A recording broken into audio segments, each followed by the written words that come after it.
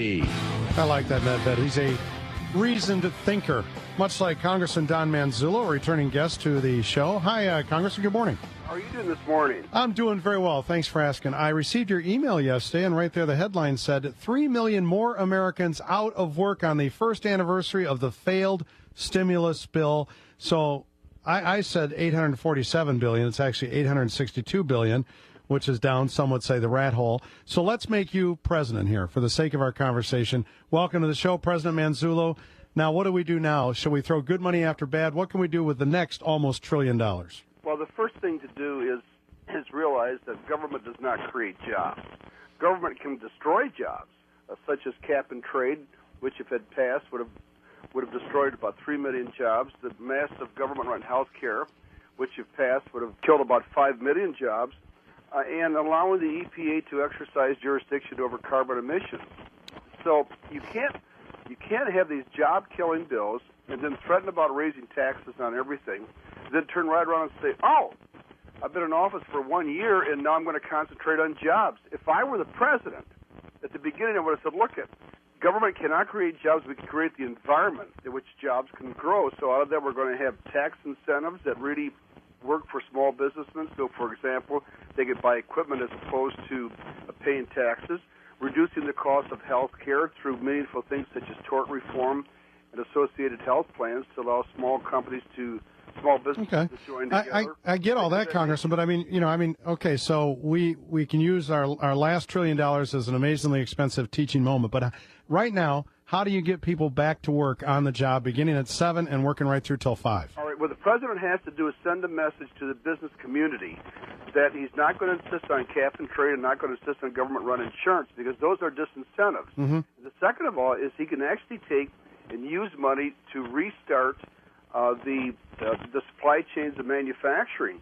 And you do that by, for example, leveling the international playing field. I've been working on a lot of issues that, for example, this past year we've been able to bust through to sell more aircraft parts overseas to create a more friendly business environment. And then by lowering the barriers of trade, by making it easier to do business, that puts more people back to work. That creates more demands in the economy.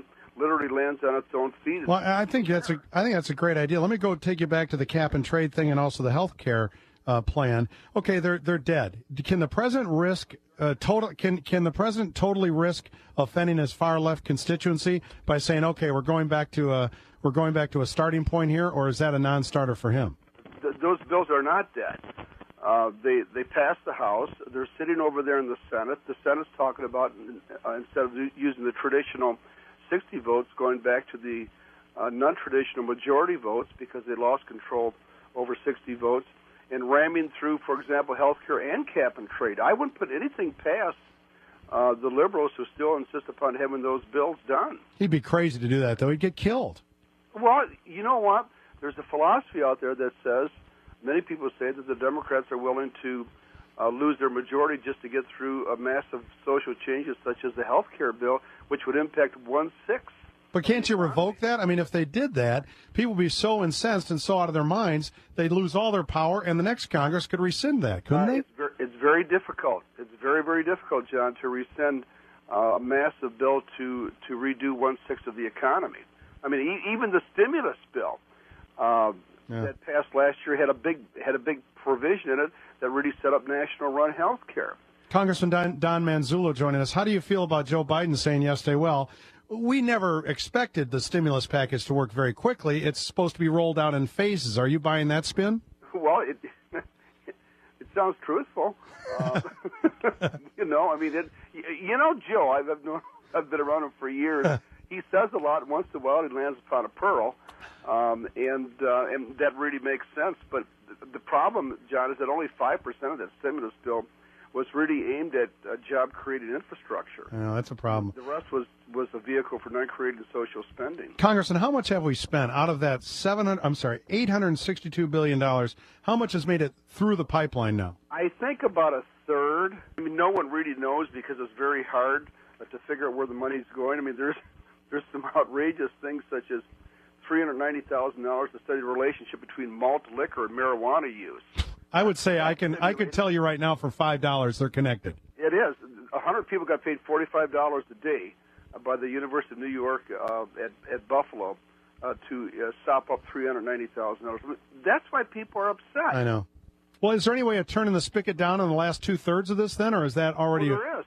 I'm on a bill that says, look, let's lift the stimulus, take and apply that towards debt reduction. What about a suspension of, just to get people back to work and hired, a suspension of payroll taxes for a while? A payroll tax holiday?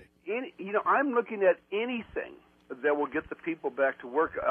One of the problems that we see is I do most of my work on manufacturing, because that's where the real jobs are, because we have to manufacture our way out of this recession, not buy our way out of it.